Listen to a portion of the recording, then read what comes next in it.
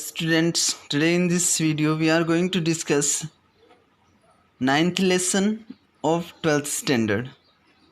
The name of this chapter is A Walk Through the Fire.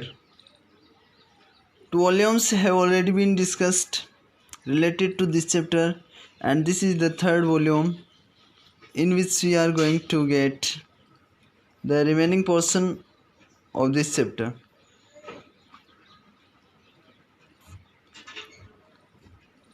I walked across to the beginning of the trench, and the firewalker splashed water over my feet and also over his own. I walked across to the beginning of the trench. तो जो trench थी, trench means जो खाई थी, उसकी starting में मैं गया, और जो फायर वॉकर है उसने मेरे पैरों पे थोड़ा सा पानी स्प्लेश किया. स्प्लेश मीन्स होता है टू स्प्रे, छिड़कना. तो उसने थोड़ा सा पानी मेरे पैरों पे छिड़का, ऑल्सो ओवर हिज ऑन, और उसने अपने पैरों पे भी थोड़ा पानी छिड़का. तो जैसे ही राइटर उस ट्रेंच के पास में जाता है, उस खाई के पास में जाता है जिसमें रेड कलर के हॉट कोयले भरे हुए हैं, तो जैसे ही वो उसके पास में जाता है तो यहाँ पे जो फायर वॉकर है वो उसके पैरों पे थोड़ा पानी छिड़कता है और अपने पैरों पे भी थोड़ा सा पानी छिड़कता है. He then spoke to me very softly and told me to close my eyes and think hard of green fields and the peaceful English countryside. उसके बाद में उसने बहुत धीरे से मुझसे बोला और कहा कि मैं अपनी आंखें बंद कर लूं और मैं गहराई से हरे खेतों के बारे में और शांतपूर्ण तरीके से जो इंग्लिश कंट्री साइड उसके बारे में सोचूं. कंट्री साइड मीन्स होता है देहाती क्षेत्र, रूरल एरिया. तो जैसे ही वह पानी उस पर छिड़कता है, उसके पैरों पे छिड़कता है, तो वह उसके पास से जाता है और धीरे से उससे बोलता है और कहता है कि वह अपने आँखों को बंद कर ले और खेतों के बारे में गहनता से सोचे, और साथ ही साथ वह उन पीसफुल इंग्लिश कंट्री साइड के बारे में भी सोचे. कंट्री साइड का मीनिंग होता है रूरल एरियाज़, जो ग्रामीण क्षेत्र होते हैं उसके लिए यूज़ करता है. आई was to imagine that I was walking along a country lane and all the while I was to concentrate on green fields. मुझे इस बात पे इमेजिन करना था, ये कल्पना करनी थी कि मैं कंट्री लैंड के सहारे चल रहा हूँ, तो जो ग्रामीण क्षेत्र का जो रास्ता है उसके सहारे में चल रहा हूँ, along मीन्स के सहारे. And all the while I was to concentrate on green fields, और इस दौरान मुझे जो ग्रीन फील्ड्स थे, जो हरे खेत थे, उस पर कंसनट्रेट करना था, उस पर ध्यान केंद्रित करना था. कंसनट्रेट मीन्स होता है टू फोकस, ध्यान केंद्रित करना. He then stood in front of me, उसके बाद वह मेरे सामने खड़ा हो गया. With his back towards me, अपनी पीठ को मेरी तरफ करके वह उसके बाद में मेरे सामने खड़ा हो गया. And told me to place my hands on his shoulders, और उसने मुझे मेरे हाथों को उसके शोल्डर्स पे रखने के लिए कहा. प्लेस मीन्स टू पुट, रखना. Place means to put.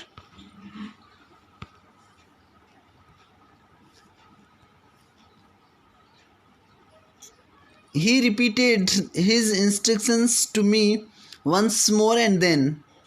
उसने फिर से जो इंस्ट्रक्शंस थे वो रिपीट किए मेरे लिए, और उसके बाद में with eyes closed and concentrating hard on green fields I felt him begin to move slowly forwards.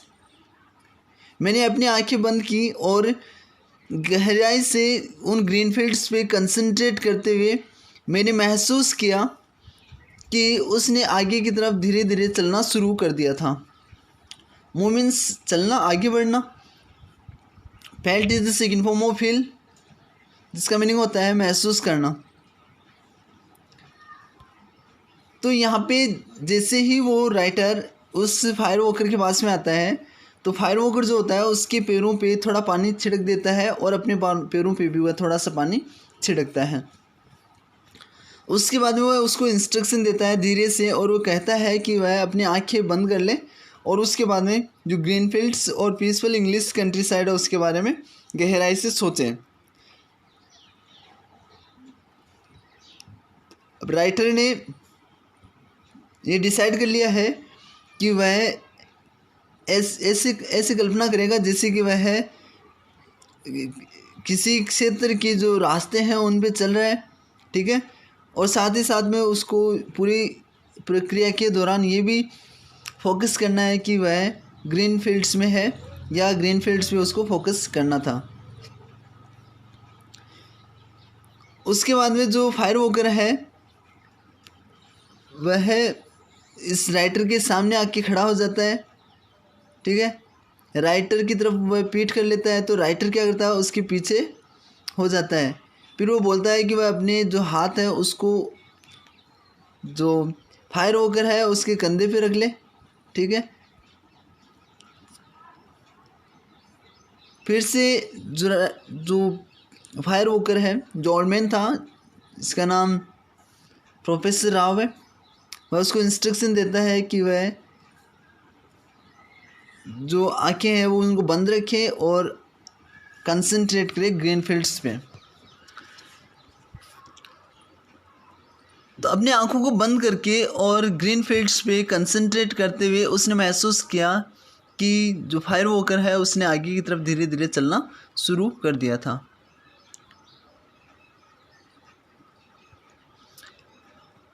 I was back in England, मैं इंग्लैंड वापस आ गया। To be precise I was walking along the Rockfield Road just outside Monmouth near Henry park.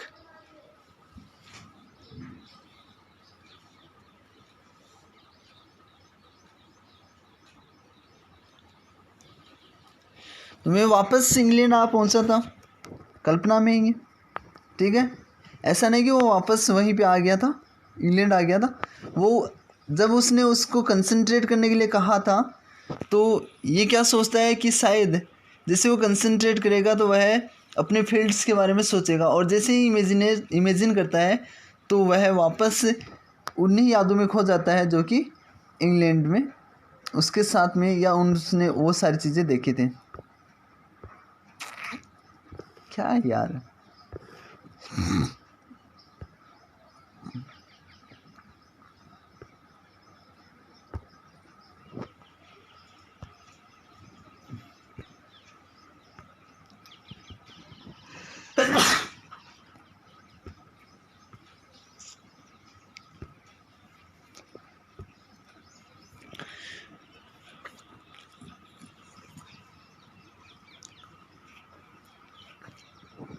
और precise अगर मैं हूँ तो क्या प्रिसाइज मीन्स सटीक तरीके से कहना। तो सही कहूँ तो मैं रॉकफील्ड रोड पर मनमाउथ के ठीक बाहर हेनरी पार्क के निकट टहल रहा था। तो उसने ये इमेजिनेशन में ही सब कुछ रियलाइज़ किया है और उसको लग रहा है कि वह रॉकफील्ड रोड जो है, जो कि मनमाउथ के बाहर की तरफ है हेनरी पार्क के पास में, तो उसको लग रहा है वो वहीं पे टहल रहा है, वहीं पे वॉक कर रहा है। चल कहाँ रहा है? चल रहा वो उस आग पे जो कोयले उसने फायर वॉकर ने वहाँ पे अरेंज करवाए उनके ऊपर वो चल रहा है। परंतु अपनी इमेजिनेशन पे उसको लगता है कि वह वापस इंग्लैंड आ गया है और वह हेनरी पार्क के पास में टहल रहा है। It was a stretch of road which I had walked along many times when I was living at Rockfield in the early part of the war. इस सड़क का वह टुकड़ा है जिस पर मैं कई बार टहल चुका था जब युद्ध के शुरू में मैं रॉकफील्ड में रह रहा था।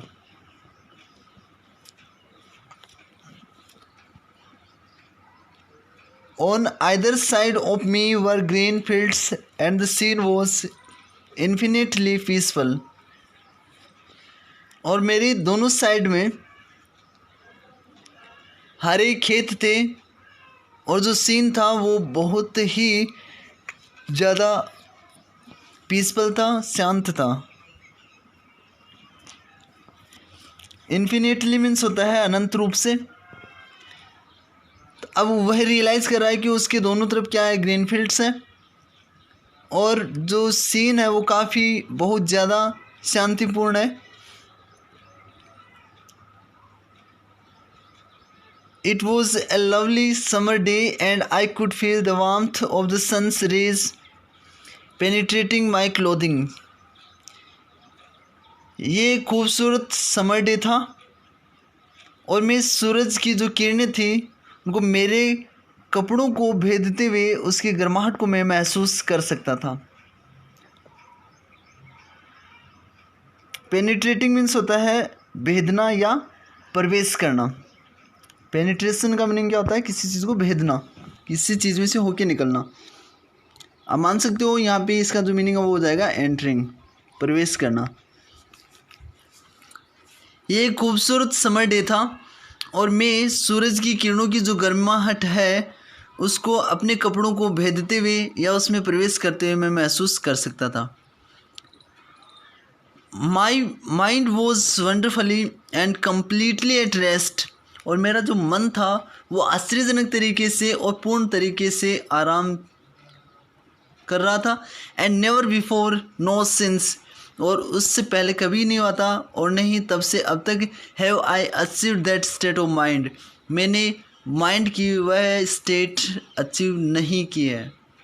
तो उससे नहीं तो कभी पहले ऐसा उसका माइंड हुआ था और नहीं उसके बाद में ऐसा कभी उसका जो मन है उसकी अवस्था रही है। तो वह पूर्ण मनन या मेडिटेशन या कंसंट्रेशन की जो स्टेट होती है उसमें पहुंच चुका था।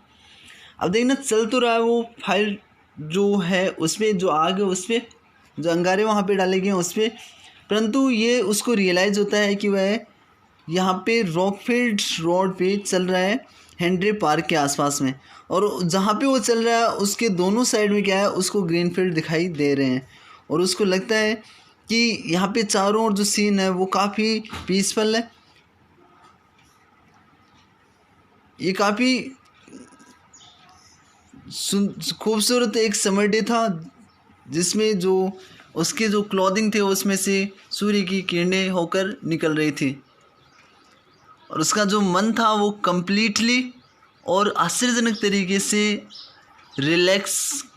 रिलैक्सिंग था, रेस्ट पे था।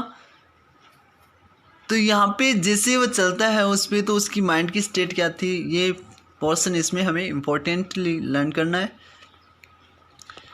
Suddenly I felt my self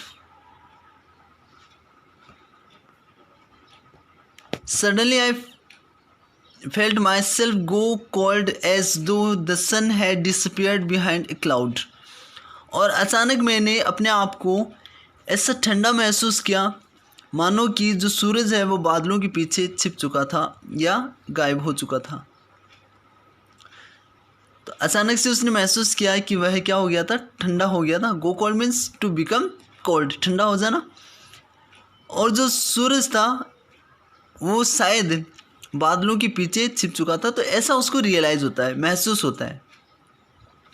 I open my eyes and I was back. मैंने अपनी आंखें खोली और मैं वापस आ गया। वापस कहाँ आ गया, पहले कहाँ चला गया था, पहले चला गया था इंग्लैंड में। आई वॉज बैक इन इंग्लैंड, में वापस इंग्लैंड चला गया। तो यहाँ पे इमेजिनेशन, वो कल्पनाएं कर रहा है ऐसे, वह इंग्लैंड में चला गया था। परंतु जैसे ही वह अपनी आंखें खोलता है तो उसको लगता है कि वो तो वहीं पे, लगता है क्या रियलिटी है ये कि वो वहीं पे था। तो आई वॉज बैक, यहाँ पे दो चीज़ें हैं, आई was back in England and I was back. यहाँ पे आई वॉज बैक का मीनिंग क्या है, यहाँ पे वो आर्मी कैंप के लिए यूज़ किया गया है। तो वह आर्मी कैंप में जहाँ पे था उसका जो माइंड है वो वापस वहीं पे आ जाता है, वह उसी की चीज़ों के बारे में सोचने लग जाता है। परंतु जैसे वो स्टार्ट करता है वो करना तो वह है उसका जो माइंड है वो उसको इंग्लैंड ले जाता है, इंग्लैंड की जो सिचुएशन है उसके बारे में वो सोचने लग जाता है।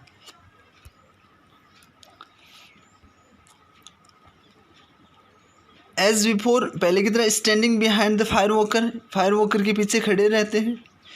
With my hands still resting upon his shoulders, और मेरे जो हाथ थे वो अब भी उसके कंधों पे रखे हुए थे। तो जैसे ही उसने अपनी आंखें खोली तो वह वापस अपने आप को वहीं पे पाता है, फायर वॉकर के पीछे खड़े हुए, और उसके हाथ जो थे फायर वॉकर के कंधे पे अब भी आराम कर रहे थे, मतलब अब भी रखे हुए थे। He turned round and faced me and it was then that I realize that I was now standing with my back to the fire trance. He turned around and faced me, वह मुड़ा और उसने मेरा सामना किया। तो पहले क्या करते हैं, ये जो राइटर है वो उसके पीछे है, फायर वॉकर उसके आगे चल रहा है। तो परंतु जैसे ही ये उस साइड में जाते हैं, दूसरी साइड में चले जाते हैं उस ट्रेन के, तो जो राइटर है वो उसके आगे है, परंतु ये वापस मुड़ता है और उसकी तरफ अपना फेस कर लेता है। अब जो राइटर है उसका जो पीठ है वह ट्रेन की तरफ है, ट्रेन ये रहा, और उसकी जो पीठ है वो इसके ट्रेन की तरफ है, उस खाई की तरफ है। We had walked the length of it and back again to our starting point. We had walked the length of it, हम इसकी जो लेंथ है वहाँ तक चलकर आ गए थे, और उसके बाद में वापस इस चेंज होकर यहाँ पे आ चुके थे। ठीक है, और स्टार्टिंग पॉइंट, तो जहाँ पे स्टार्ट किया था, जहाँ से उन्होंने स्टार्ट किया था वहीं पे वे वापस आ गए थे। तो इस तरीके से 2 बार वह उस लेंथ को क्रॉस कर लेता है।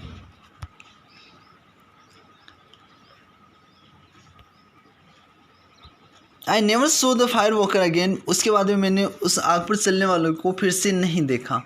I was completely bewildered by what had happened, मैं उस चीज़ से बिल्कुल शॉक्ड था जो कि हो चुकी थी। बिविल्डर्ड मीन्स शॉक्ड या सरप्राइज्ड, किम कर्तव्य विमूढ़ हो जाना, ऐसी सिचुएशन जिसमें पता ही नहीं चलता हो कि हो क्या रहा है।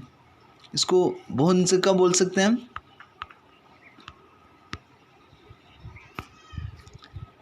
हक्का बक्का रह जाना, या टू बी एक्सट्रीमली शॉक्ड, बहुत ज़्यादा शॉक्ड हो जाना। जो भी हुआ था उससे मैं पूर्ण रूप से शॉक्ड हो चुका था।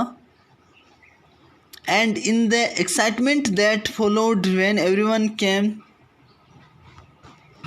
Crowding around me I lost site of him, और उस एक्साइटमेंट में जो उसके बाद में, जो उत्तेजना उसके बाद में हुई थी, जब हर एक व्यक्ति मेरे पास में भीड़ के रूप में आया, तो मैंने उसका जो साइट थी वो खो चुका था या खो दिया, तो मतलब वो वहाँ से जा चुका था। Letter when just about everyone on the camp had inspected my feet which were completely unmarked and I was once again allowed to put my boots on। और उसके बाद में जब हर एक व्यक्ति जो कैंप में था उसने मेरे पैरों को इंस्पेक्ट किया, उन्होंने मेरे पैरों का निरीक्षण किया, जो कि पूर्ण रूप से बिना किसी चिन्ह के थे, बिना किसी मार्क के थे,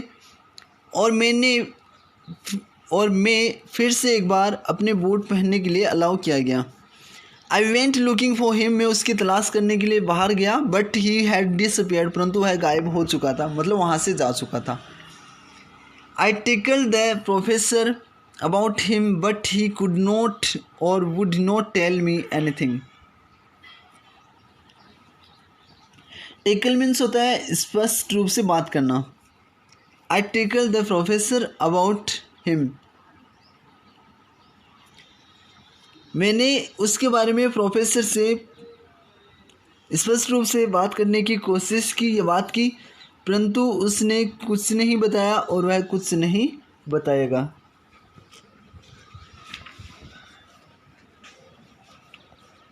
तो जब उसने उसके बारे में प्रोफेसर से स्पष्ट बात की, लेकिन वह मुझे कुछ भी बताने की इच्छा में नहीं था, वह कुछ भी बताने के लिए तैयार नहीं था। किसके बारे में बात करने की कोशिश की? उस आग पर चलने के बारे में, उस कंसंट्रेशन के बारे में। द फॉलोइंग डे, अगले दिन, as soon as it was light, जैसे ही सुबह हुई, I borrowed a truck and went across to Firozguda to see if I could find him. मैंने एक ट्रक लिया कुछ समय के लिए, बोरो मीन्स वैसे उधार लेने के लिए यूज़ करते हैं। तो मैंने एक ट्रक लिया और मैं फिरोजगुड़ा में चारों ओर गया देखने के लिए अगर मैं उसको तलाश कर सकता था। But it was a hopeless task, परंतु ये एक निराशावादी कार्य था। And few hours later I was on my way to New Delhi, और कुछ ही घंटों बाद में मैं न्यू दिल्ली के अपने रास्ते पर था। तो ये एडी स्मिथ के द्वारा लिखी गई काफ़ी इंटरेस्टिंग स्टोरी है, जो कि इंडियन योग के बारे में बताती है और साथ ही साथ में इंडियन जो कंसंट्रेशन पावर है, जो मेडिटेशन की जो पावर है, उसके बारे में बताती हैं। यहाँ पे इस चैप्टर के बारे में हम थोड़ा सा देखते हैं।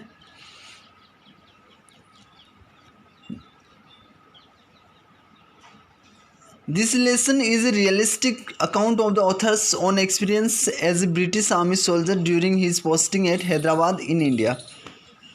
तो ये जो राइटर है, जो ऑथर है, उसका एक वास्तविक एक्सपीरियंस है जब वो हैदराबाद में, भारत के हैदराबाद में एक ब्रिटिश आर्मी सोल्जर के रूप में पोस्टेड थे। He recounts here how an elderly Indian whom he found lying wounded by the roadside gave him several surprises once after another by way of his mysterious behavior, remarks, and above all his walk through the fire। तो यहाँ पे उन सब चीज़ों के बारे में वह रिकॉल करते हैं, उस बूढ़े भारतीय के बारे में जो कि उसको रोड साइड पर घायल अवस्था में मिला था लेटे हुए, और उसके बाद में उसने सरप्राइज़ के बाद सरप्राइज़, उसको बहुत सारे सरप्राइज़ दिए थे। और किसकी वजह से? अपने मिस्टीरियस जो बिहेवियर था, जो रहस्य में जो उसका व्यवहार था, उसके द्वारा, अपनी टिप्पणियों के द्वारा, और उन सब के अलावा उन सब के ऊपर, आग के ऊपर उसने उसको चलाकर या उसने खुद ने चलकर जो दिखाया था, उससे उसको बहुत ज़्यादा सरप्राइज़ हुआ था। The narrative also describes how it was difficult for the writer to believe his own eyes when he suddenly discovered this told Indian to be the same person whose incredible walk through the fire he had just witnessed। और जब उसने देखा था, ये प्राप्त कर, ये देख कर, ये डिस्कवर करके कि वह वही व्यक्ति था जिसका वह विटनेस बन गया था आश्चर्यजनक तरीके से उसकी वॉक को देखकर। तो ये वही व्यक्ति है जो फायर पे चलता है, आग पे चलता है, उसका ये विटनेस बना है। The feat performed by the Indian fire walker was surprising for the Englishman as there was no burn mark left by the fire on his body. जो इंडियन फायर वॉकर का जो फीट था, जो कारनामा था आग पे चलने का, उसको देखकर वह बहुत ज़्यादा सरप्राइज्ड हुआ था, क्योंकि उसकी बॉडी पे कोई भी बर्न मार्क नहीं था, कोई भी आग की जले हुए का मार्क नहीं था, निशान नहीं था। The fire walker soon after also made the during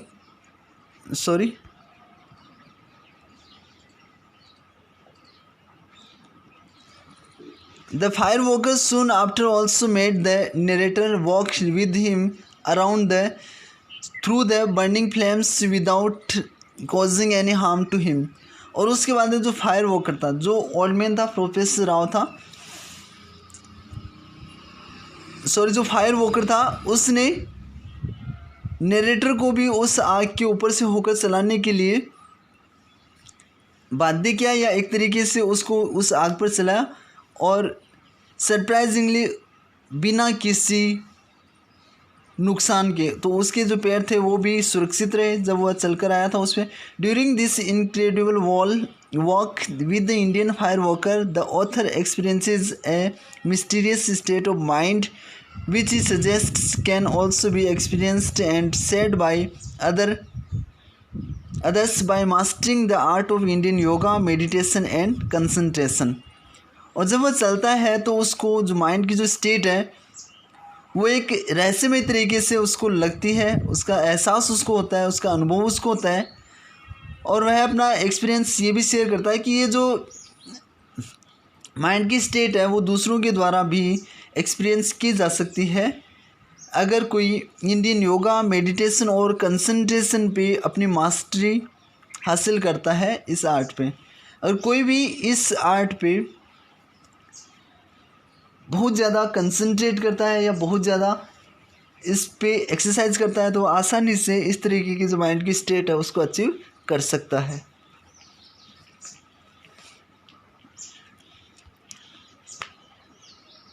I hope you understood all these things which have been discussed here.